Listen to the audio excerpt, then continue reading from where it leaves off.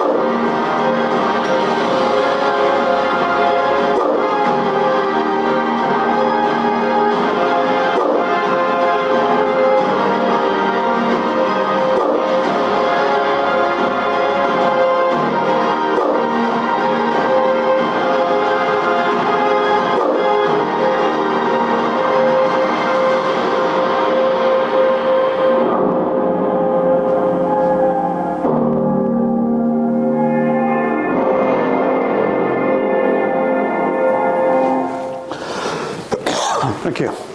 Great. So a very good evening once again, and for people who wouldn't know me, my name is Subhash Ghosh. I'm the founder of Tech Tuesdays. Today we are completing the 26th episode of Tech Tuesdays, which also happens to be the 12th episode for season 2. Before we really start, some essential notes on the housekeeping. The toilets are in the basement. Just go down, take the stairs, take it out. In case of any emergency, God forbid, please walk out of the door on your left and then main door on the road. Don't wait to take a photograph or Insta photographs. Mobile phones, please, at all times should be kept on silent mode. At the very beginning, here's a great round of applause for our partner Greenwoods Legal for hosting us at a lovely venue. For some of you who are attending Tech Tuesdays for the very first time today, this knowledge platform stemmed from the very idea of building a community that ideates, nurtures, and then fosters a free-flow discussion of disruptive technologies which have the potential to impact 1 billion lives. Tech Tuesdays, as you could see out there, is a monthly event which takes place on the first Tuesdays of every month, where we spend a little more than 90 minutes having conversations around technology. The most unique thing about Tech Tuesdays UK, as you realize, that this is a free-flow discussion. We do not have any given script, any moderation, any speakers, or any given questions. We believe in the power of good words, and therefore I earnestly request each one of you to spread the good word during the event as well as after the event. Our Twitter handle is @TechTuesdaysUK, and on LinkedIn, please follow us at #TechTuesdaysUK. You may also like to catch up with the previous episodes of Tech Tuesdays over the last 26 months, which is we are close to about 27 odd subscribers on our YouTube channel. As a part of our tradition, after the session ends, we will invite some of you to share your thoughts on Tech Tuesdays or today's episodes. Your comments are highly appreciated, and for your records, they will be shared across all our digital touchpoints. Our team of volunteers will reach out to you and guide you. And yes, I must also inform you that we've also arranged for some decent food after the session, which has been sponsored by a partner, Google. If you have been following Tech Tuesdays UK, you will know that every episode of Tech Tuesdays UK is based on a particular technology theme. And the theme for this evening is digital public infrastructure. DPI is a set of digital systems that enables countries to safely and efficiently provide economic opportunities and deliver social services. DPI spans the entire economy, connecting people, data, and money in much the same way that roads and railways connect people and goods. To discuss, ideate, and talk more on this, we have with an amazing panel comprising of the following guests. Ladies and gentlemen, please put your hands together for our panel members. Two of my dearest friends, Gautam Hazari. Gautam.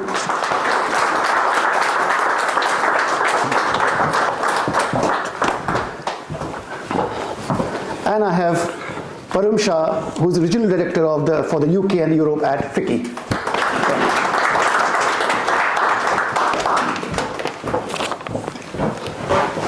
Right, gentlemen, I now leave the floor open. Thank you. Thank you. Sorry, just putting it on your whatever side. Okay, sorry. Did I drop it? No. No, you didn't.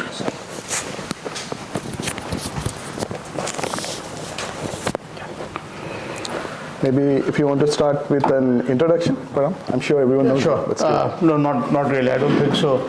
But yeah, the only qualification I have to sit here is because he knows me well, and he couldn't find a better speaker than me to be sitting here and talking about this. But for those of you who I have not met before, we could probably interact after this. I'm Param Shah. I'm the director for FICCI, which is the Federation of Indian Chambers of Commerce and Industry for the European region. I'm trying to get into a habit of saying Europe now because I just got promoted a couple of weeks ago. So my cards still say UK. Okay. So FICCI is a 97-year-old organization now. I say old because that's how you say, but otherwise we are a young organization which is working towards the facilitation of trade and investments between businesses not just in India but also in the regions where we are present beyond India. We represent over 250,000 businesses ranging from a startup or a unicorn to a large business group, some of them which have now presence in the UK as well. Our role is to be a voice of the businesses to the government on policy initiatives, and in the UK and in Europe where I work, we essentially try to raise concerns of the Indian businesses with policymakers on this side of the pond. We do a lot of work with the government as well as stakeholders on helping tech businesses as well. We run a successful program with the High Commission of India called Tech Exchange, where we help Indian scale-up businesses to expand into the UK. In the last 6 editions of Tech Exchange, the cohort size, which has been an average of 10 to 15 businesses that we bring every year. Of the 65 startups that we've supported, 24 now have a presence or partnership in the UK, which by any terms is the largest and the most successful program on the UK-India corridor, helping startups and tech businesses. I think I'll take a pause here and come to you, Gautam. Yeah. So hi everyone. Nice to see many of the known faces again. And I'll just say my association with UPI. I have been a UPI practitioner. I'll leave the rest of the things. I have been in the telecom space for quite a long time and in the identity space as well. So the first time my association with UPI was with Aadhaar. So we did a pilot. It was at the initial stage of Aadhaar in 2016, I believe, where we tried to do an alternative authentication for Aadhaar using SIM cryptography. Then in Europe, I was involved with something called EIDAS. EIDAS is from the, at that time, UK was part of Europe as well. It's an identity initiative for cross-border identity exchange. That was kind of a DPI at that time, although we didn't call it DPI. We'll probably come to later why the DPI term is so relevant right now, and it's very recent. DPI is not new, but the term is getting popularized recently. Then I was involved with the World Bank in what is known as the ID4D, ID for Development initiative. Again, the DPI term was not used, but the principles were exactly the same. At that time, I don't even remember, probably it was 2017-18, there were 1.1 billion humans on Earth. They were not identified. They didn't have an identity. And I personally believe identity should be, is a human right problem, right? If I am not identified, then I don't exist, at least in the digital space, also in the organic space. And that's where the DPI journey started in India, right? Aadhaar, I'm sure we'll talk about more on that. Then I was also involved in Africa in something known as the Smart Africa Initiative. It was ID for Africa. And then there were some very humanitarian use cases where there's a lot of workforce migration happens in sub-Saharan Africa between countries, right? And those are temporary migrations, right? So when you move country, identity becomes the most critical thing, right? Who you are, do you have a visa, do you have entitlement to stay, and so on. And in the digital space, it becomes even more complicated. So that was something that was very, very interesting. It's still ongoing, although I'm not actively participating in there. And recently, with my venture right now, with Vijay, my colleague sitting here, I am actively working on UPI.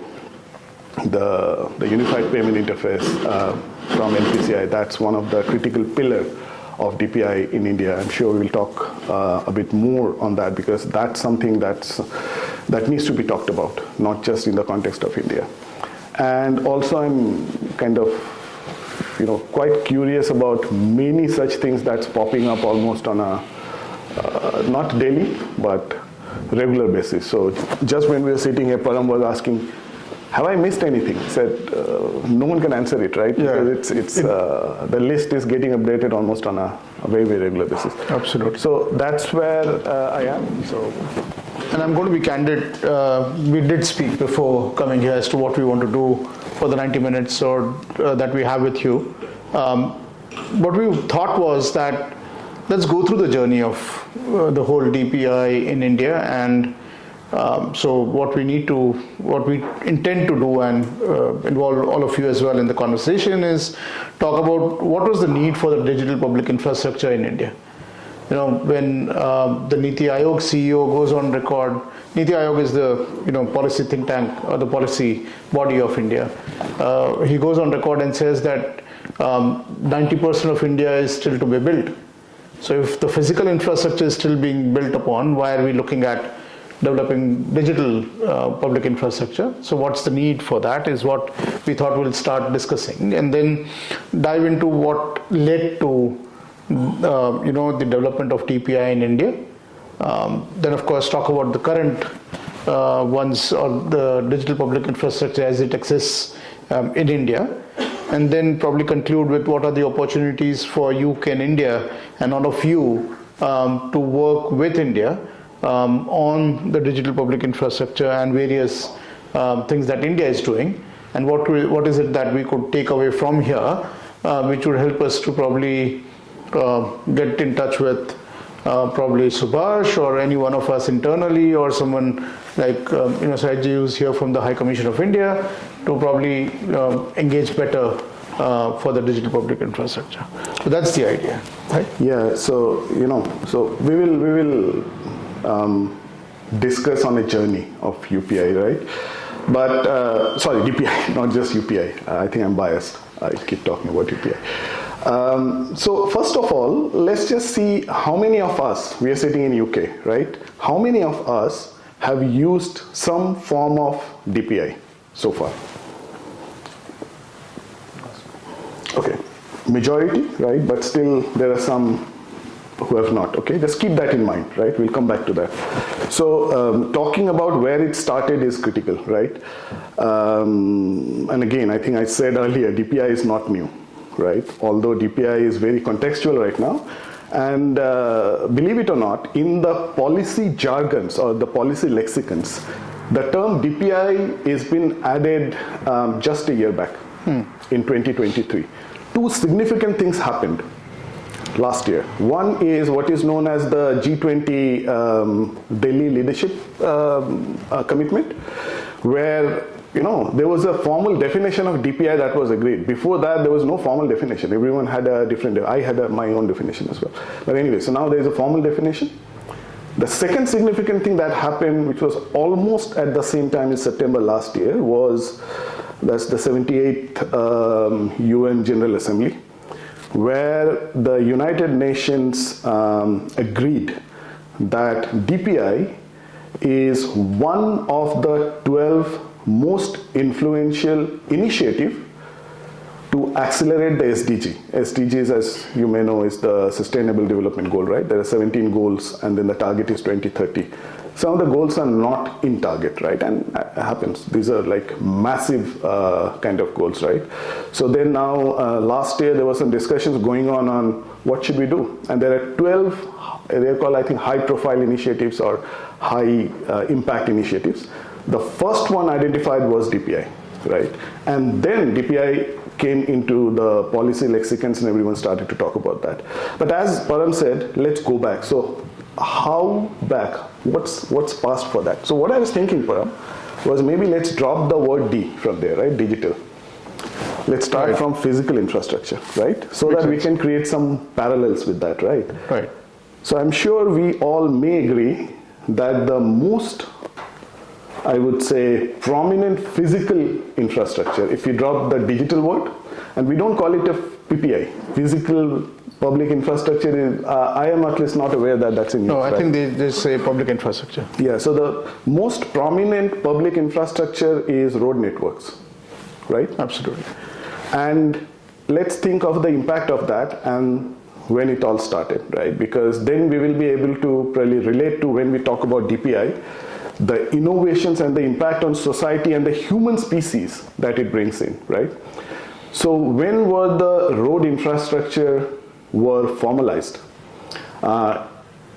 It's actually way back, right? In the Paleolithic era, when we were all, in the Stone Ages, they were road infrastructure, but you cannot call them public infrastructure because they were more of a private infrastructure, right? You just build a small kind of trench or something so that you can walk to the next cave, that's all, right? Then in the Neolithic era, there were real road networks created where the community, because something significant happened in the Neolithic era, I'm sure we all know. We started to become settled. So the agricultural revolution started, we became, settled humans than hunter-gatherer, and then these public infrastructure was needed. The first thing that was created was road. It was around, I think the Neolithic era started between 10,000 BC to 2000 BC. But why I'm talking about that? There was the most significant invention on earth that happened due to that. And I hope we will all agree that's the invention of wheel. So the invention of wheel happened due to that PPI, let's say, right? Physical public infrastructure, which is road networks. And then the invention of wheel happened. So I think one of the questions that I was thinking a while back, so why did they build road if there were no wheels, right? So there were still some carts without the roads. There were sledges. They used to drag them, right? There are some interesting kind of illustrations on the internet if you look for it. Anyways, so around 5000 to 3500 BC, the wheel was invented. And we know what happened after that, right? It actually changed many things, including, I was actually in a conference as, one of my panel speaker was a neuroscientist. He was saying, actually the invention of wheel has changed our brains as well. So all these, amygdala, like our emotional brain was getting less prominent. Our thinking brain started to happen because we had more time, right? Because we were saving time with it. Anyways, so the point here is the public infrastructure changes the society. It creates impact on humanity. It provides or it induces innovation, right? And again, coming back to now DPI, and I asked earlier, right? How many of us have used DPI? Anyone knows what was the first DPI that we know of? The hint is it was not Aadhaar. Second hint is it's never started in India. The third hint is every single person sitting here have used it. Internet. Absolutely. That's the internet, right? Internet was the first DPI used, right? We all have used it. So why is that a DPI, right? And then how does that DPI relates to what we are talking about? Like for example in India, Aadhaar, UPI, we will talk about a lot many more. So the way I see that is, and that's not just DPI, for any public infrastructure as well, I'd say how do you actually classify that? Why something is a DPI, something is not? It's not just the scale, cannot be just a scale, right? It has to be something else as well. So the way I describe it is I use this principle of we need to be sure. So sure is the principle, right? And sure is S-U-R-E, right? And to make it doubly sure or triply sure, the first S is not single S, there are 3 S's. So the first is standards. So the road network is not a network if there is no standard from physical, right? So for example, if there is a road network, the first road is at this height, the second road is at another height, and it's a network, it's useless. You cannot really use, you cannot connect these two.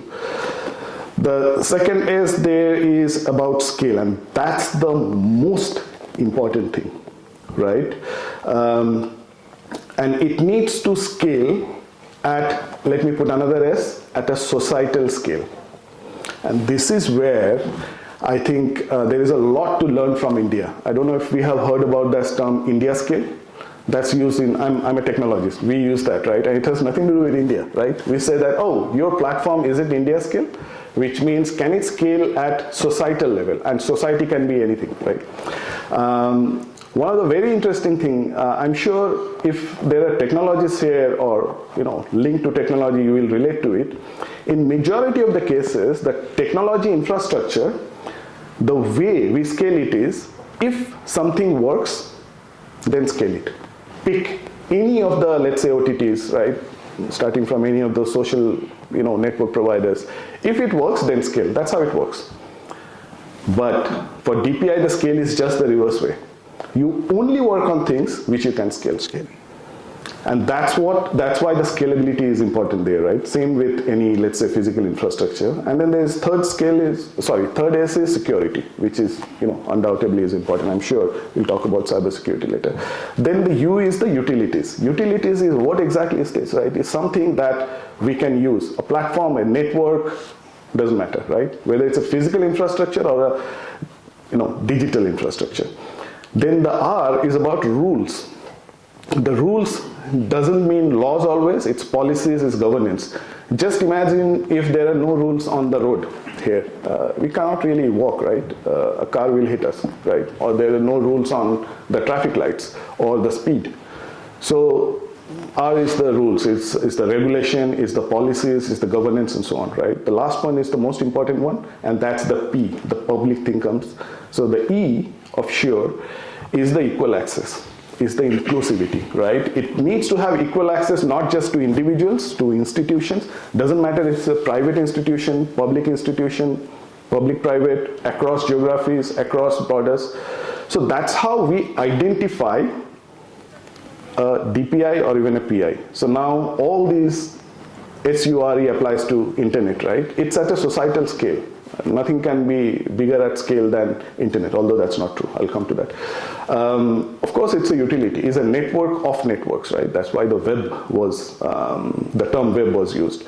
There are rules, right? There are very strong rules there. There are standards. Without the standards, you cannot work on the internet, right? There are TCP/IP standards. There are HTTP standards. There are so many other standards as well at different levels. Then everyone has access to it or should have access to it, right? My access to internet is no different to the access to you and also to the fraudster, unfortunately. But that's what about the equal access, right? Now let's pick another one, which is at a massive scale, social networks. Are they DPIs? Do you know today the number of identities in the social network combined is 5.22 billion, which is around 64% of everyone on earth has some sort of social network ID. But is that DPI? No. Why? Because yes, the scaling thing it takes, but it's not really a utility, right? Can you send, let's take a very simple example. Can you send a message from one social network to another? Of course not. It doesn't work on interoperability. There is no standard in there, right? And also, does everyone has equal access? Of course not. In the recent, let's name them, right? Twitter or X, right? That blue tick thing, right? You have the blue tick, I don't. Why? Again, this is not equal access, right? Anyways, so that's what I think where DPI stands out from any of the other, let's say, infrastructure. public or even private, right? And that's where it all started. Maybe we can talk about India because you are pretty close to it, right? So just to add to what you said is about accessibility, inclusivity, scalability. I think a DPI and the need for a DPI is also to boost economic growth. It helps, goods, faster and cost-effective delivery of services to far corners of the country. And I'll take India as a case, and because I represent the Indian businesses, but I also represent the economic benefit of India is what we work for. If you look at India, and I'm sure all of you have at some point visited India, it's way larger than what we are currently in the country in which we are. These days I have at least one state government from India in the UK that I'm hosting, and every time they come, oh, so UK is almost the size of our state. And they talk in terms of the population, in terms of the land mass. Well, why did I bring this up is to just, give you the context of how large India is. And the point that I made earlier about the Niti Aayog CEO saying that 90% of India is yet to be built. That means the furthest corner of the country do not have connectivity, at least the physical connectivity. It's not that they are not connected, they do have connections. The furthest corner of the country now has electricity, now has road infrastructure being built, but it's too far away. And weather is not something that's very kind in India, in all parts of the country. So what do? You connect them digitally. You ensure that service is delivered to them digitally. And that's what India has done. So economic growth. The other is a DPI would bring transparency, in the governance system. And that is a very important aspect of the governance in India these days. One of the points that the government has been pushing for, and even in their third term, is to bring as much transparency as possible and streamline the public service delivery to the extent possible. If you, and I'm assuming some of you have lived at some point in India, you compare your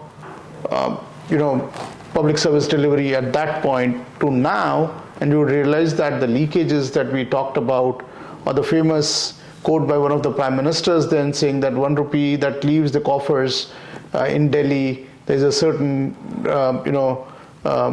paise that reaches the end, is now completely changed. And that's the transparency that I'm talking of. And of course, while you said scalability, the other is efficiency. That's the other bit that the digital public infrastructure would bring in. The efficiency with which we reach out. So the best example for us, and not going too far in history, is how the direct benefits were transferred to beneficiaries during COVID. COVID-19, you couldn't use your physical infrastructure. So what came to the rescue? Those bank accounts that India had opened up between 2014 and 2020 when COVID hit us, it was a game changer for India. The remotest of corner, a benefit was to be transferred, and that could be transferred into the bank accounts to the network that was already created.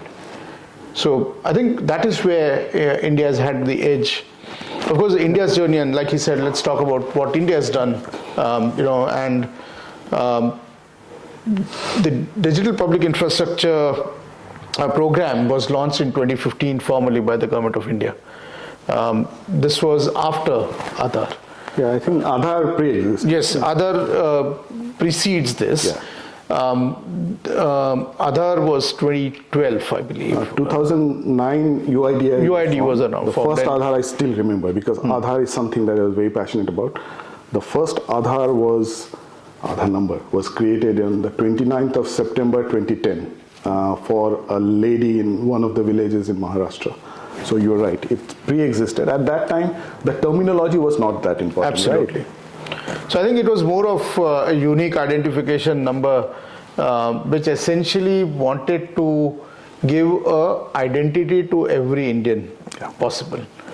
So in the UK, just to give context to those who would not know too much about Aadhaar or the unique identification number, it's like your NI, which is a unique number which would give all your details to people who require it. You go anywhere and you give your birth rate, your name and your NI, and they probably have everything that they need to know about you. Or for example, when you go to a doctor, God forbid, and you are in a different part of the country here, and you fall sick, all you need is your NHS number. And that number would give everything about you to the doctor who is attending to you. Now, this never existed in India pre the introduction of the unique identification number, which is known as the Aadhaar, right? And that probably played a vital role in the government to think about a larger program that would help bring in digital public infrastructure across sectors to ensure that the service delivery is faster, efficient, and is more transparent and would reach the remotest of corners of India. So that's exactly what India did. So it all started with the Aadhaar, of course, and that was what probably was the igniting point. Yeah. 2015, the policy comes in. The name is appropriate, right? I'm sure who understands Hindi, they will know. Aadhaar means foundation. Absolutely. Right? So that created the foundation of DPI way back before even it was called DPI. So this followed by the policy support and innovation. So that brings us to the point of the India Stack and the regulatory framework which was encouraged, which has encouraged rather public-private partnerships to flourish as well. And I wanted to spend some time on the India Stack, because I think you have worked on the India Stack or have been involved with the India Stack. So it would be nice to talk about the India Stack at this point and then probably dive into the digital public infrastructures that exist. But just to touch upon the point, and this is something that would probably come up at some point, is all of this has its root way back in 1991, when India thought of liberalization and bring in the tech revolution or the the telecom revolution.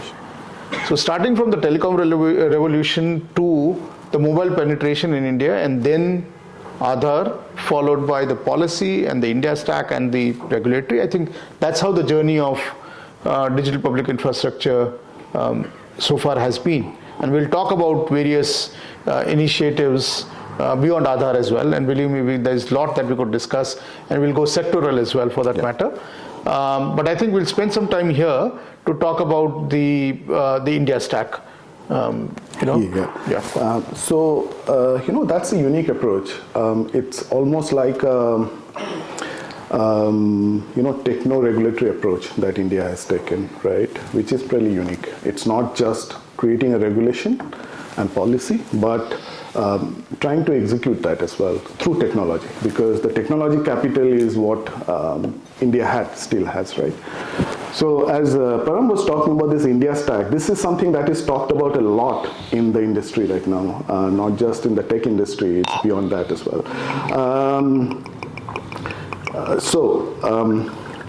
One other thing that I'll just touch upon something, then I'll come to the India Stack, is, thanks Param. He talked about the direct benefit transfer, right? So Aadhaar was actually created, and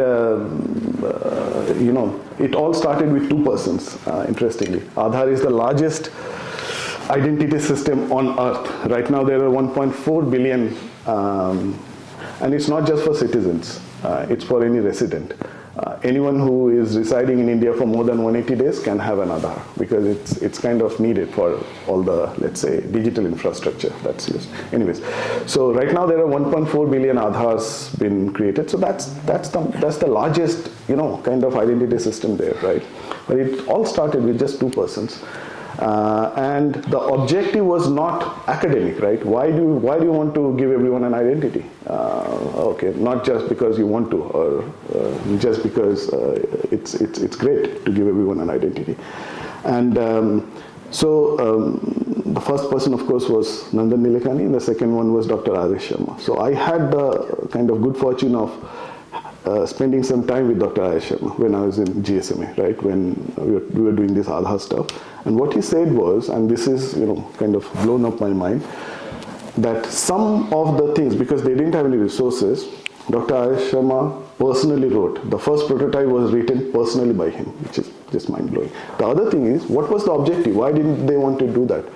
The objective is what actually needs to be highlighted more than technology or anything else, right? The objective was to do direct benefit transfer, right? And also financial inclusion. So BIS, the Bank of International Settlement, and it's there in Google, you can Google it, right? I'm just not making it up.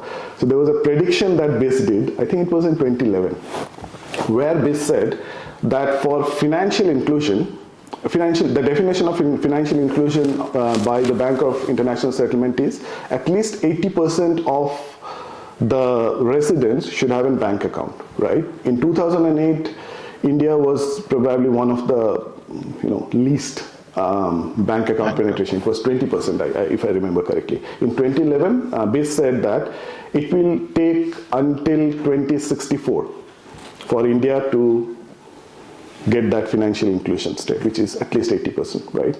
So that was one of the objectives for Aadhaar. It's not just giving everyone an identity. The second was direct benefit transfer, because before that, at least I remember in my childhood days, even those, those ration shops. Yes. It was painful, and there was a lot of, due to the price arbitration, there was a lot of kind of siphoning of funds that used to happen, right?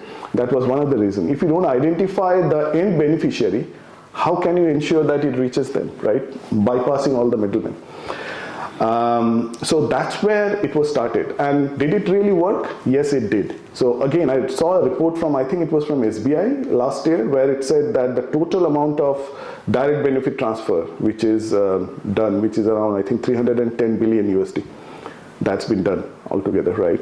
And also, coming back to what BIS said, that by 2064 only India will receive or will achieve financial inclusion. India achieved it in 2018, right? So kind of saving at least 47 years, that's what they say, right? So right now there are more than 80% Indians have bank account. How did they do that? Through Aadhaar. Because one of the things that that was discussed as part of the Aadhaar kind of, the guys who are doing the brainstorming is, why don't we, associate the Aadhaar with an automated bank account? So in that case, you don't need to, go through the pain of opening a bank account. Because one of the, I'm sure we all have experienced it, one of the pain that we all incur for opening bank account is KYC, right? Because that is tricky. So if Aadhaar is providing the KYC, in that case, why don't we just create a bank account on top of that? And that's exactly what happened, right? So anyway, so coming back to the India stack, this is the way India created the DPI. One of the terminology that I will use here, which is not that popular, with which is probably needs to be talked about, along with DPI, it's DPG. It's Digital Public Goods. Without DPG, DPI cannot exist. So DPI is the outcome, but you need building blocks for DPI. For example, internet would not have existed if there was no TCP/IP, right? If the TCP/IP was not invented and there were no libraries available, there would not be any internet, right? So internet, if that's the DPI, the DPG was TCP/IP, right? So similarly for so let's say DPIs in India, you need some sort of DPGs, which is not talked about that much. And there are so many examples in India and beyond as well. We'll probably talk about, I think we can talk about ONDC later. So one of the things that is talked about a lot these days, I was in a webinar with some German university earlier, where there were, I don't know if you have heard about Beacon Protocol or ONDC, one open network for digital commerce, right? So these are getting created by using DPGs, digital public goods, as the Lego blocks. They're the Lego blocks. We can use those as, to create multiple DPIs in an accelerated way, right? So the way India created this is first focusing on the DPGs, and that's the India stack. That's a technology stack. And it's a 3-layered stack. When anyone says India stack, it's 3 layers. The first layer has to be foundation. The name itself says it. It's Aadhaar, it's identity. The first layer is identity. That was created in 2009. Second layer is payments, and they are layers, right? One after the other. Without Aadhaar, you cannot do payments. So for payments in India, it's UPI, the Unified Payment Interface, which is a phenomenal thing, right? So just in September, UPI did 15 point some billion transactions, number of transactions, right? And if you spread it across every single second they did 6,000 transactions. And from a value perspective, just in 1 month, it is 206 billion USD. Just in 1 month, the amount of transaction that did. Also, I had a misconception, right? I think Param, when we were talking, you said that this is not just in, in the tier 1 cities, it's in. And then I saw a report from SBI. I had a misconception that UPI is used mostly in, the tier 1 cities. It's the other way around, actually. Exactly. So 60% of all UPI transactions happen in the rural and, those tier 4, tier 5 cities, which is absolutely amazing. The other statistics is the kind of gender neutrality, right? It's not biased towards, one gender or the other, right? So it's not just achieving some sort of, let's say, fintech revolution. It's actually taking the society along, right? Not just leaving out, okay, these are in the rural areas and all. So that's the payment stack that's done through UPI, right? And UPI, and both of them are using their pure play technologies, right? Aadhaar is a pure play technology. It's a stack, it's a platform which exposes APIs to do KYC. Another very important thing, before Aadhaar, the cost of KYC in India, I think it was around 500 or 600 rupees, right? With Aadhaar is 3 rupees right now. So it's a drastic drop in KYC cost.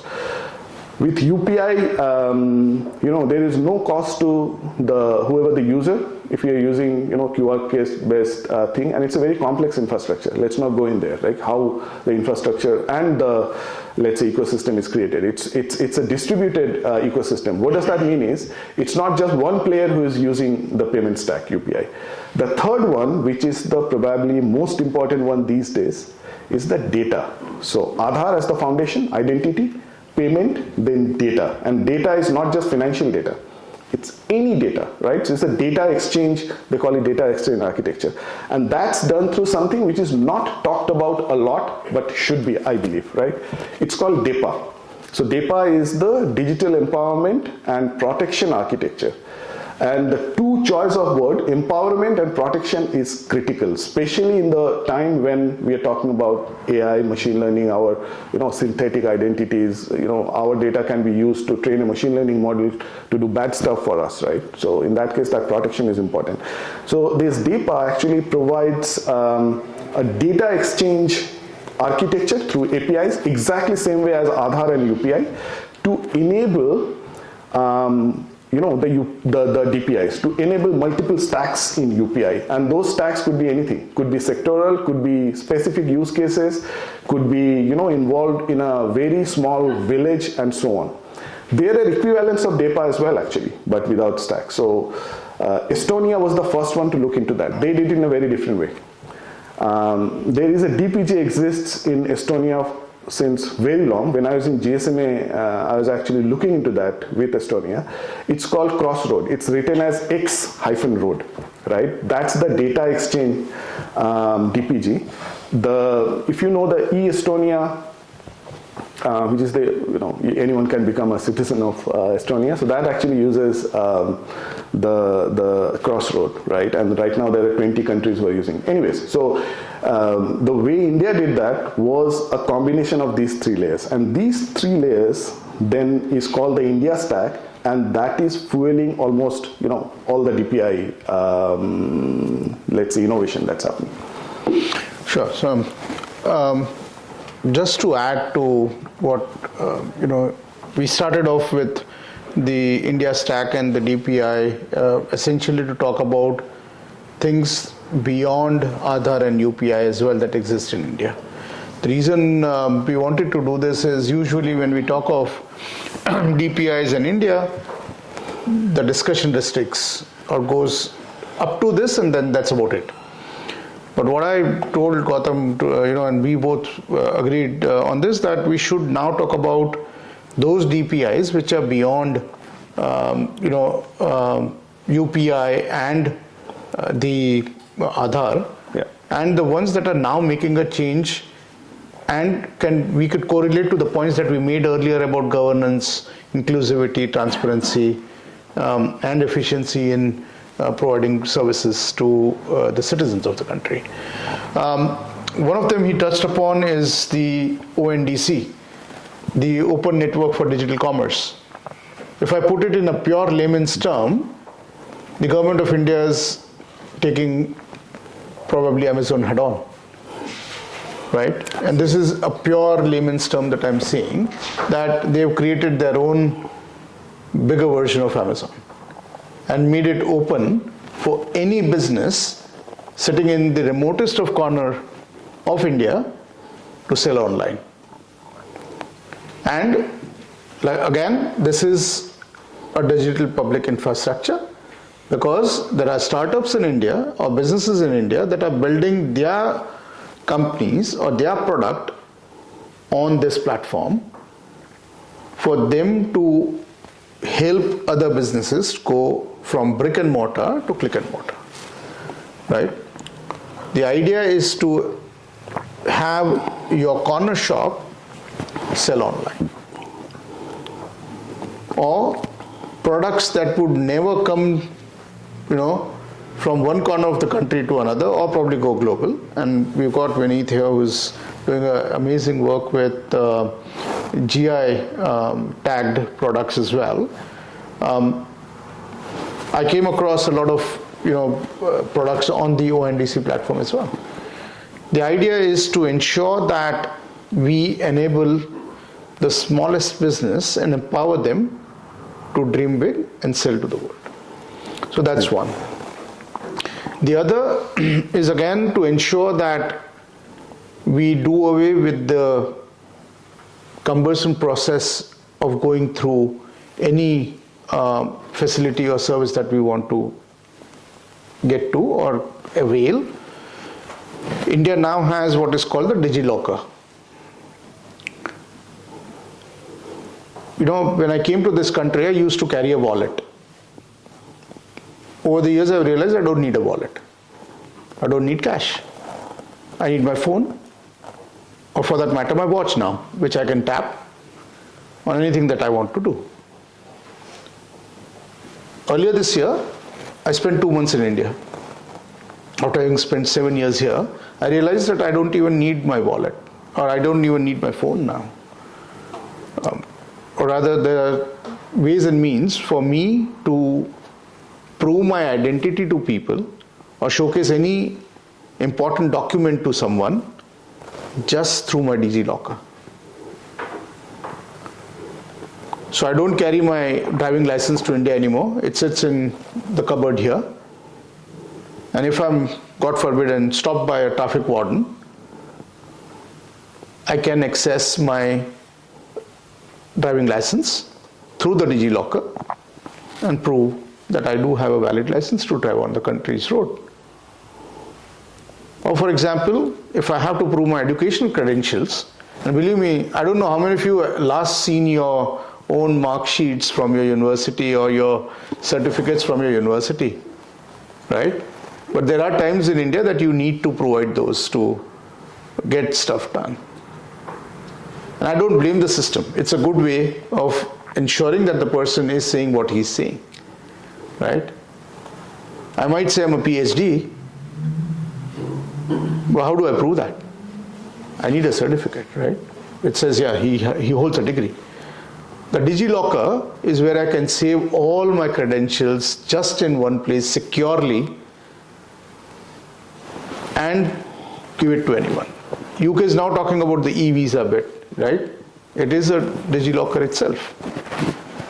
You don't need any physical VRP or visas. You can actually showcase who you are, and you have a reason to be entering the country legally. So DigiLocker is the second one. And then, we've all been signing documents online, right? And then we use those expensive services, and one of the ones that Subhash loves is Acrobat. He likes that over anything else because that's more authentic. India has its own e-signing system now, which you can digitally sign documents and can be authenticated as well. And this they did so that you don't have to use a particular software, which might be exorbitantly expensive, but use something that is built on digital platforms, which are publicly available. The next is, interestingly, UK still has the value-added tax. India switched to the goods and services tax. And then they created the goods and services tax network, whereby every transaction that happens in the country is interrelated. So if I say I'm selling a bottle of water, which has a certain percentage of GST to him, he would not be able to deny it, because there would be ways and means for the government and the tax officials to verify it through the GSTN that yes, the transaction has happened and that he's the beneficiary of the service or the product. So the GSTN. And then of course, we have the account aggregator framework, which is again an interesting piece of work that the digital public infrastructure has on the financial services side, where you can aggregate all of your things in one place. It makes it easier. We hold multiple bank accounts, and then having it all in one place itself is a challenge. And you would not want to do it through a private app, because that would mean that you are sharing all your data of all your bank accounts to a third party, right? Here it's all integrated into our digital public infrastructure. I think I'll take a pause and There's a question someone asked. There's a question? The benefits of DPI, I feel, are obviously tangible, but I feel it's perceived as asymmetric. What could be your view? I mean, it's one to many, right? And then, but the other way, if you turn the table, I mean, when you talk about know your customer, well, if you turn the table, I don't know what do we get to know? I can start, and then I mean, it depends on how you see it, right? And also, let's talk about something very specific, right? So Param talked about ONDC, Open Network for Digital Commerce, right? So firstly, why is it needed? And the e-commerce experience and the e-commerce, let's call it monopoly, right? That's a global thing, not just in India, right? In India, 63% of the entire e-commerce market is owned by two companies. None of them are Indian. One, you named them already. The second one is Flipkart, which is owned by Walmart, right? So that way, yes, the status quo is asymmetric, right? It's a platform-centric way, right? And globally, 4 companies own 43% of e-commerce, right? And India, right now, the penetration of e-commerce is 7%. We can ask why. That's not fair, right? We talk about all these Snapdeal, I don't know, all those stuff, right, in India. Amazon, Snapdeal, Flipkart, Myntra. But the penetration is 7%. Why is that? Is there not enough business? Is there not enough, penetration of apps, phones, digital infrastructure? That's not the case. So how do we actually break this asymmetry, right? Why just the tier 1 cities should only have e-commerce? And also, how do we break the monopoly, as Param started to talk about? But is it different here? For example, right? I want to buy a pair of shoes through, doesn't matter which e-commerce platform. Where do we start? We don't start with what we want. We start with, where do you want to buy it from? Amazon? Okay, let's open Amazon. Let's find a pair of shoes. You want socks as well, right? Your experience is exactly the same. Because you're in Amazon as a platform, you actually add your socks as well in there. You don't have a choice, right? You don't start with, we think that we are independently thinking. We don't start with what we want. We start with the platform. More importantly, now it needs to be delivered, right? Do you have a choice? Can you say that I want this to be delivered my favorite courier, whoever that is, right? You cannot. It is being decided by the platform. And again, let's not pick Amazon, right? It could be anyone, right? It's decided by them. That's unfair, and I think that's asymmetric, right? That's an experience we have everywhere. What ONDC as a DPI is trying to do is break that silo, right? Because in e-commerce, it's simple. It's 4-step. Doesn't matter what we are buying. Whether we are buying a financial product, we are buying a pair of shoes, or we are buying, a course that I am interested in artificial intelligence. It's discover that product. Doesn't matter if it's a digital product or not. That gets ordered. The order gets fulfilled. And post-fulfillment. After that, there are some disputes. Oh, I didn't like it. Or there was some, I ordered a blue color, green color turned up, for example, right? These are the 4 things, right? And all these 4 things can be democratized. How? Again, DPI. That's what ONDC is doing. All ONDC is doing is creating a framework using a DPG we talked about, right? So ONDC is just utilizing the Lego blocks, what is known as the Bacon protocol, as part of something called the X-Step Foundation, where Nandan Nilekan is involved as well. So they created some APIs for the sellers to create the inventory so that me as a buyer can discover it, right? APIs which me as a buyer can get that ordered, and the seller can do the fulfillment. And me as a buyer and the seller can interact for some post fulfillment, whatever that thing is, right? That's all. So they just provided some APIs, but not as a platform, as a network. So ONDC is not a platform like Aadhaar or UPI, it's a network. There could be multiple, let's say, nodes, whoever provides that, and then they all can work together, right? And then what is the target for, let's say, democratizing it? So I think by 2025, the target is to achieve 25% penetration. Most importantly, inclusion, that's the important thing, right?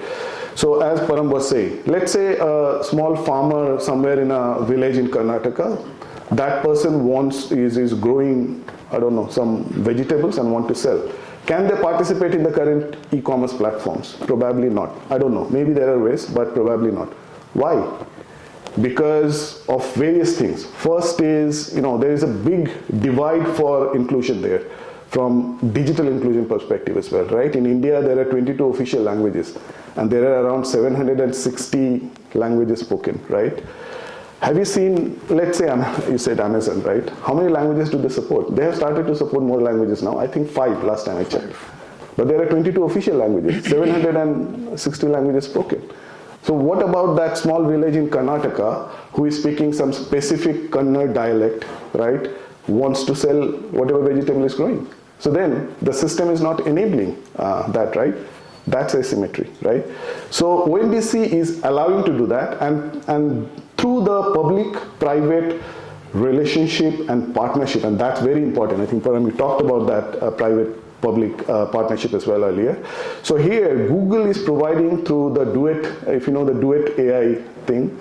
So it works. I saw an amazing application when I was in India. Basically what happens is, there's an app that's provided by Google, right, for the seller. If I am that farmer in the remote corner of Karnataka and I'm growing that, I don't need to know that specific language provided by whoever is that platform, right? I use that application, I just take a photograph of that vegetable, then I use voice to actually give some instruction in my native dialect, right? And then it creates the discovery page, which the seller will be, discovering and doing the order and doing the fulfillment and so on. That's democratization. That's breaking the silos. That's creating a more symmetrical society than making it asymmetric, right? Will it work? We'll have to see, right? Right now, it's the start of that journey. So through DPI, this is what is happening. And it's not just that. I don't know if any of you have heard the story of what's that called? Namma Yatri from Bangalore. That's another amazing story, using the same DPG, So right? Digi Yatra is what it is widely known. No, so the Are you Namma talking- Yatra is that auto rickshaw, you know, Yeah, auto in rickshaw. Bangalore, Okay, sorry, right? I mixed up. Yeah. Yeah, it started like that, but now it's way beyond that, right? So now, for example, it is providing, for example, right? If I am, let's say, driver in Uber, then I have some issues. I want to move to another platform. I'm saying, right? Private platform. Let's say in India it's Ola, right? Can I actually carry all my ratings, because I have been having 4.9 rating out of 5, right? Can I actually put them out in Ola? Impossible. But isn't that unfair? Isn't that asymmetric? So that's what Namma Yatri started to do, right? It's kind of providing that, it's called open network for mobility, right? The same concept of ONDC, because when you are, let's say, doing, let's say, Uber app, whatever, like hailing an Uber app, you're doing the same. You're discovering, you are then ordering, then there's a fulfillment happening, and there's a post-fulfillment happening. So the same for processes, right? So basically there's some nice story on the internet, you may go through that, where some auto rickshaw unions, they said, we need to solve it through some application, and they had no clue about technology. So they thought it needs to be solved by the fintech. So they reached a fintech in India called JustPay. They had no clue about mobility. Then they looked into this DPG, which is Beacon Protocol. They said, hey, it's the same 4 steps that we do in e-commerce. So they used that, and now it's a big success. And now it's part of actually ONDC. Where, and then you don't need to be an Uber driver. You can be open network for mobility driver through the ONDC, and then same with the user, like if I want to hail it, right? So that way I think DPI has the potential, and it's already doing, it's not just theory, to make it a much more symmetric way for the society, and it democratizes, right? It democratizes commerce, it democratizes almost everything. If you want Sure. No, I think you answered it well. I'm conscious of the time. We are almost 60 plus minutes. But questions can you make it short? Yeah, just before that, I was just wanted to say that while we take questions, what we are going to do is use the next 25 odd minutes that we have to cover 2 more topics. One is to talk about what is the future of DPIs in India and what is it that can be done. And again, that would showcase some opportunities for a lot of you here. And of course, the last part is when we would want to talk about the UK-India collaborations on DPI as well. So yeah, Mike, you had a question, sorry. So just speaking, can you hear me all right? Yes. Volunteer. The video won't come through because the system won't allow it. My first question is, how should DPI in India, or perhaps elsewhere, work with the GSM Association's Open Gateway initiative and their gradual release of open APIs? That would seem to be a way of encouraging both innovation beyond what you've already done, which is a great story, but also offering export opportunities that may arise. Any comments? I can You start could, on yeah, that's because something I that you work worked for on already. GSMA. Yeah, that's why I said. And I am involved in Open Gateway, in GSMA Open Gateway initiative with my current venture as well. So great question, Mike. Thanks for raising that, right? So we talked about the first DPI, which was internet, right? And we talked about social networks are not really DPIs, right? There is one thing that we didn't talk about, although Param, you touched upon, the revolution that started in India in 1991. The same revolution started in the world in 1991 as well, which is this mobile networks, right? That is also a DPI, a very special type of DPI, right? This DPI is not created by the governments, but it has all the features, the sure feature that I talked about of a DPI, right?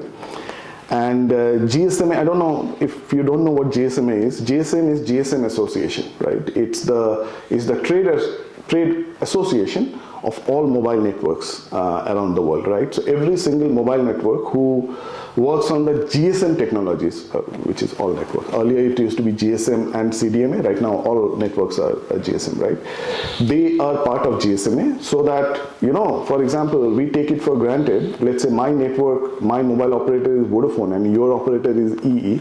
I make a call, it still works, right? So how does it work? How does the interoperability work? I don't need to do anything with EE. I don't need to pay EE, right? You are dealing with EE. So all this interoperability works through the participation of GSMA, not just technically, but through the, let's say, exchange of interconnect charges, etc. Same works in a roaming scenario as well. Anyways, so what GSMA has done is, following some principles of DPI, they said mobile operators have got lots of assets, like identity, which is close to, very close to my work. So for example, in the mobile operators know who we are without actually challenging me with password or OTP or anything, right?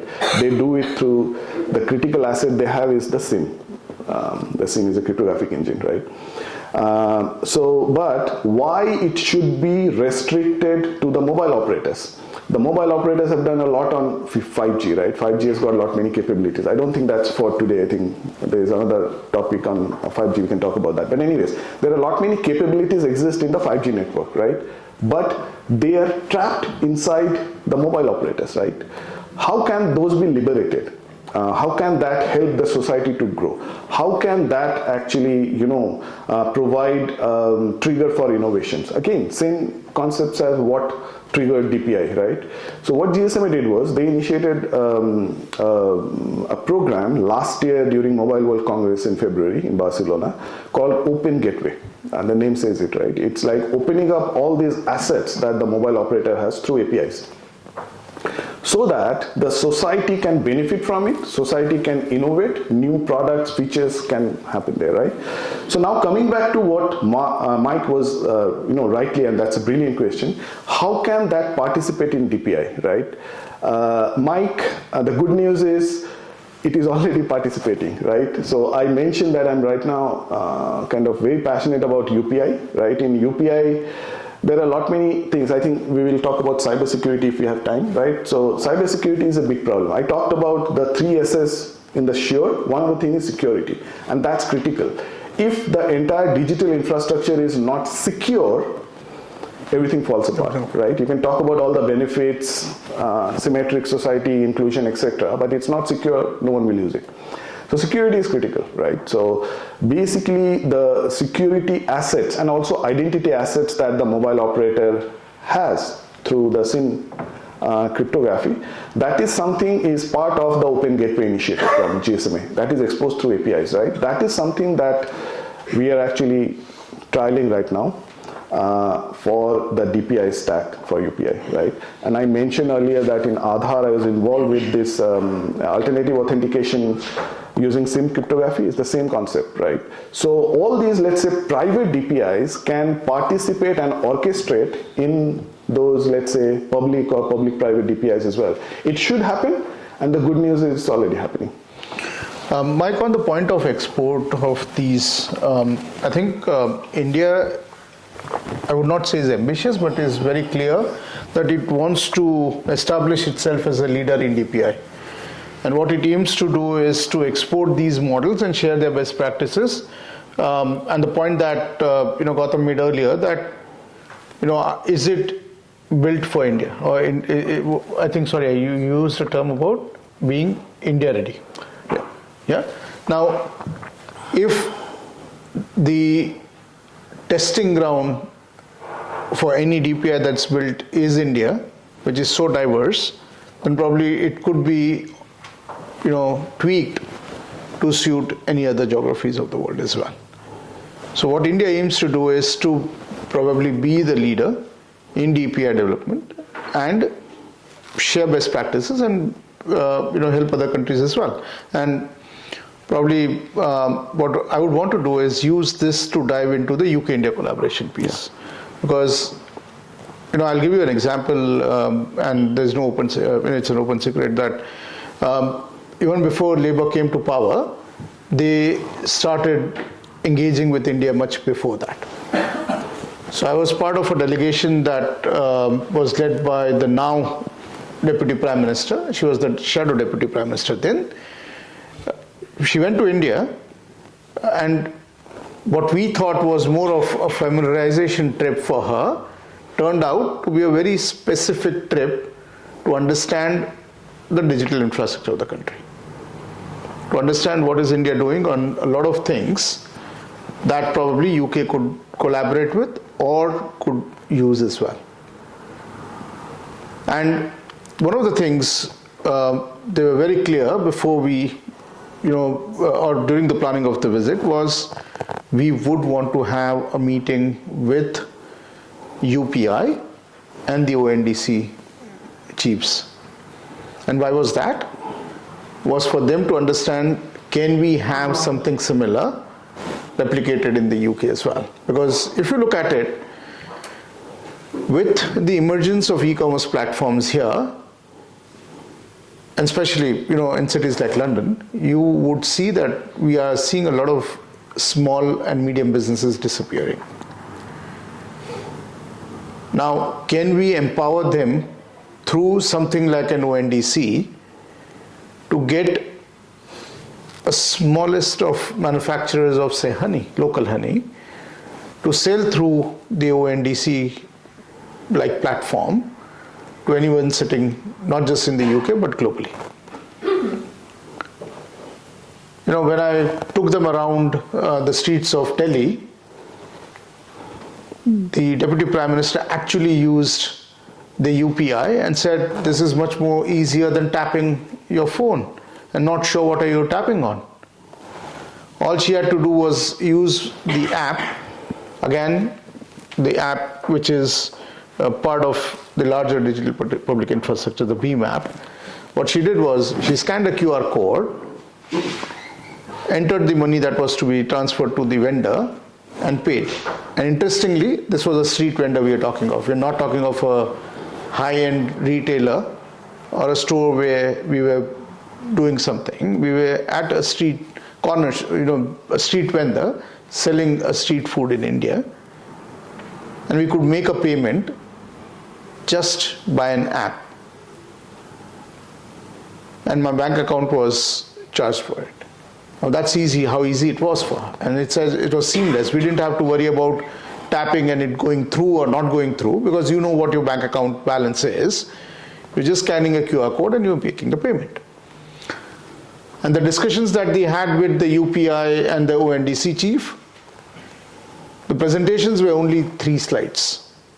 We didn't talk about what ONDC or the UPI is, but what is it that UK needs to build before they actually come to a stage where they can implement UPI or the ONDC. Now, having said that, and you did touch upon the KYC issue and a bank account opening issue as well, I see a huge opportunity for using DPI for any migrant coming to this country or anyone coming temporarily to this country to open a bank account.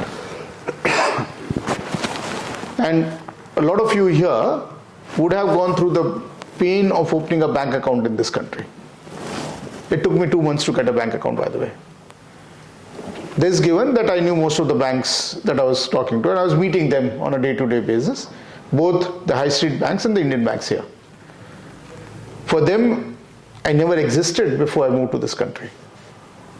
And think of it, the same rating agency that does credit rating in this country operates as CIBIL in India. Yeah.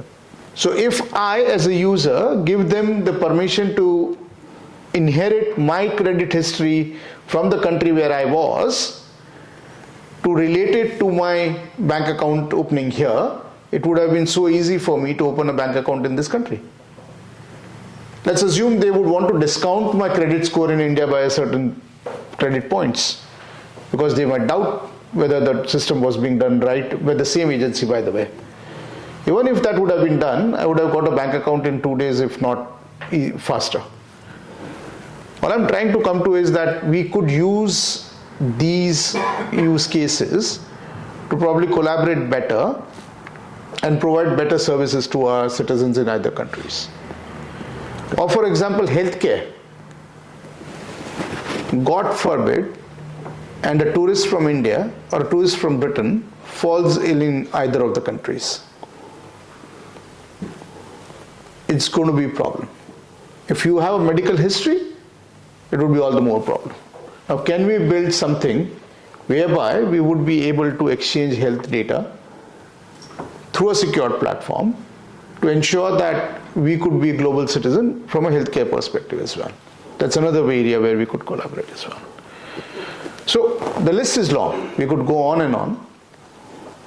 And there are areas where these digital public infrastructure that have been built could be used by UK and India to ensure that we provide better services to our citizens and in a seamless way. That would mean that we become global citizens in the true sense. That if I decide tomorrow morning to move back to India and start working there, I don't have to go through the pain of ensuring that I get all my data transferred to India wherever required, because I would not even know where all do I need my data. So be it healthcare, be it banking, be it education, be it something else. Yeah. You know, the whole discussion on the FTA, and I would want to talk about the FTA at some point, and I think that is also where governments now need to go beyond the usual trade and commerce discussions to also look at what would be the possible opportunity of negotiating on a digital public infrastructure as well. Right? Now, when we talk about DPIs, we may also want to, and that's something that you also wanted to talk about, is on cybersecurity. We are creating digital infrastructures. The easiest question or the first question that comes to your mind is, what if all the data that the government's holding gets leaked? Look at what happened to the TFL. And I got an email yesterday. I've been trying to get a photo ID for my 17-year-old for her to travel. Believe me, for the last few months, she's just showing an ID and traveling on the TFL free of cost. Think of the total loss that the TFL has had just because of the data breach. So cybersecurity becomes an important aspect as well. And I would want to, and that's where I brought this discussion for you to take it forward on the cybersecurity bit as well. Yeah, absolutely. And then, these are not just theoretical things that I think you very carefully selected few of those, right? Because these things can be worked on right now, right? For example, ONDC you mentioned, right? It's the same open network, it just needs to be extended to UK, right? Because ONDC is a network, it's not a platform that you need to deploy the same platform here. You just create another node in the network, connect them, agree on the same protocol, off they go. So in that case, that seller we talked about in that remote village in Telangana can sell vegetables to me as a buyer here. How does it get kind of transported is a different story altogether. But anyways, it's possible, right? Another thing, before come to cybersecurity, and then that's also is ready. It's through the DAPA we talked about, the data leg or the layer of the India stack. Let's not call it India stack, it's the DPI stack, right? One of the newest DPI that is talked about in India is called Honest. Nice name. It's ONEST. It's Open Network for Education and Skills Transformation, right? And it's using the exact same story as digital commerce. It is enabled by the DPG, which I talked about, beacon protocol, right? It's discover, order, fulfill, and post-fulfillment, right? If you think of, okay, you have learned about DPI or DPG today, right? You want to do a course on that. What is your journey? You want to discover it, right? Do you start with that skill? No, you start with the platform. You will look for, Udemy, Udacity, whatever, right? And then whatever course is there, that's what you will, buy that course and it will get delivered. And then, for example, if I cannot afford that, I want to look for scholarship. Can I actually look for scholarship in that platform? Maybe, if they provide it. If not, then I'm stuck, right? Because scholarship, probably there is a completely different platform. What if we democratize that and link, let's say, skills and education transformation in a network, right? Where whoever is providing scholarship for whatever reason, right, get added as a node into the system in the network. Me as someone who is aspirant to learn that thing gets added in the network. Someone who is either an institution or an individual who can teach that course or deliver that course gets added in a network. And then the network basically joins everyone together, right? That's Honest, ONEST, right? We can extend that here as well, right? Absolutely. I know one of my friend, he is doing a course by an individual delivered from India, because this guy is an expert in that, and it's quite economically efficient as well. So that's something that we can work on here as well, extend the network, right, and then add some nodes here. But anyways, coming back to the security stuff, cybersecurity stuff, it's probably one of the things, and again, this is probably slightly outside this thing. It's a different problem we all are tackling, not just for DPI, right? Security is not really a problem, identity is the problem, right? Security is a backdoor problem, identity is a front door problem. And that's exactly why, if you see the India stack that we talked about, right? We talked about Aadhaar, we talked about payment, we talked about data, we didn't talk about security there. It's part of DEPA, which is the data, and it's digital empowerment and protection architecture, right? So Param talked about the account aggregator, right? In DEPA, they are called consent managers, and because in the financial system in India, in the fintech system, they are called account aggregators. So whenever we are talking about our data being exchanged, whether it's healthcare data that we talked about, education data, I don't know, KYC data, identity data, anything else, right? The most important thing is privacy sensitiveness, right? Do I, as a owner of that data, do I give permission, consent, whatever you call it, right, to do that? And that's existing in that third layer of DEPA. All that needs to happen is extend that, and that's not really a network, that's an architecture. And deploying that is not difficult. So we just need to extend that, and here in UK as well, I'm aware of, as part of GDS, their equivalents. They're not exactly the same. We need to probably join some standards, protocols, etc. That way we can actually link the data exchange in a protected way. And from, kind of cyber security perspective, that's part of DEPA. If you can extend the DEPA architecture here, in that case, cyber security and mostly protection and consent management comes part of it. So these things are probably low-hanging fruit, which can be done now. And again, maybe we need to talk about it in a bit, we need to talk about it more and more, so that at least we pick one of those. And I'm sure you will be doing this thing. Just before the question, two other areas of collaboration, and I'm conscious of our friend from the High Commission here who looks after research partnerships. One of the areas of collaboration I see is research and innovation hubs. Essentially, established centers of DPI related hubs, which essentially would talk about how do we work together on technologies like AI, blockchain, driving innovations for social good, because that's a huge area that we could work together between India and the UK, because some of the problems are common as well. And the last bit that I wanted to talk about is capacity building and training. Which again falls under your ambit as well, is to talk about knowledge exchange programs between India and the UK, because except for the ones that we are sitting in this room, I step out on the streets of this country and talk about ONDC, and they're like, what are we talking about? Now, starting from there to talking about fostering digital skills, or from having a future-ready citizen. I think all of it would require UK and India to work together very closely. Oh yeah, I did notice him holding the mic for too long. Sorry. Yeah, go on. I'm very Rakshit Kapoor, work with HCL Tech in FinTech Yes. team. Very simple question. We talked about the DPI, the KYC capabilities and the identity capabilities that it offers. What would it take for private players like Meta to, lab these, the KYC technology? Because we see a lot of fake profiles popping up. When do we see these things stopping by, when these private corporations start to use the DPIs of the world? And what's stopping them from using it now? I would just answer before I go into the technicalities of it. The day they start thinking less about profits and more about social good, Agreed. I think that's when this might get resolved, and they might think about using it. But I'll hand it over to you for the technical. Completely agree. So there is nothing that is stopping them to not use it, but I think the barrier is the objective, right? Exactly. They want to make profit, right?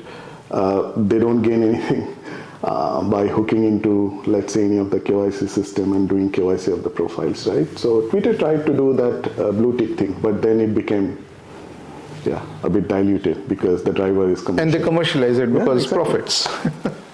So you're right, they should use it, and again, they will probably use it if some geography, some state creates a regulation where they have to do it, then they will do it. But right now, the question is, why should they do it? That's not in their objectives. Sorry, just one last thing. This just ran through my mind on the whole languages thing that he had mentioned. And, India has now also worked, and this is something very interesting that came to my notice in January this year when I was working on an investment summit for one of the states. And the question was about how does a driver was going to drive the guests coming from 140 plus countries talk to the guests in a language that they understand. And India currently now has an app, again built on the DPI, which can translate a lot of Indian languages into English and the other way around. And there are Indian languages that could be translated into each other. So if I'm a Gujarati who goes to Karnataka and I don't know Kannada, I could use that app, and again it's voice enabled, so I just speak on the app and the app will talk to the driver.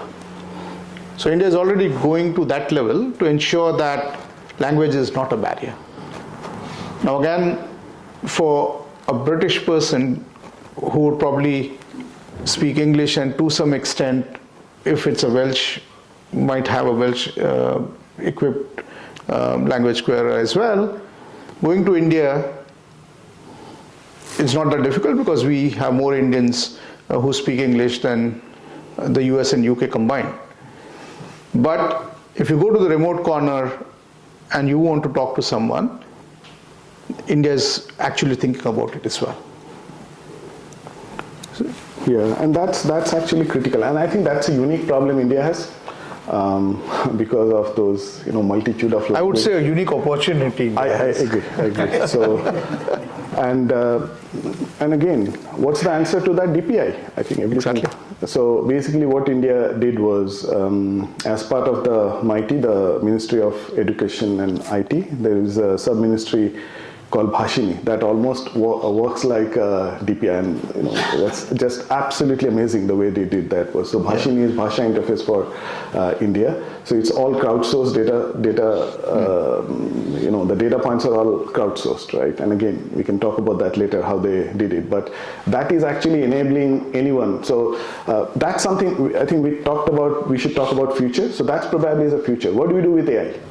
Is DPI going to solve it? Yes. And it's not just theory, it's already happening. All this language thing, which was the barrier for e-commerce penetration as well. Why only 5 to 7% penetration right now? Language, right?